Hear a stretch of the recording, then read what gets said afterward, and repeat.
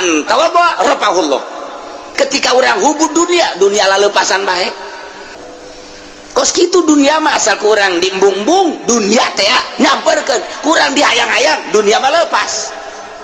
tah cenah ku aing dek diembung-embung dunia coba hayang nyaho kumpul henteu barang ku nyana diembung-embung teh teu kumpul-kumpul babeja aing jak geus embung ka dunia pan teu kumpul-kumpul pan sia embung ada dunia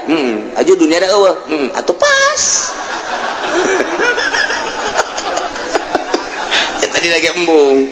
aing maksudnya lain gitu embung sote supaya kumpul atuh bohong berarti nah iya mah embung teh bohong atuh Allah ge maha uningan goblok sia cek Allah teh embung ge hayang sebenarnya mah jadi teh ilas embungan nu beneran dunia bakal datang jadi datang lagi nya nama geus tersepen iya nyata cobaan ti Gusti Allah sia bener henteu embungna dicoba ku Gusti Allah lamun jelema nu embungna lalagaan dunia teh dieuwekeun ketika diayakeun serinyana atuh bohong berarti jadi mah dunia na embung datang dunia dicoba ku Gusti Allah masyaallah.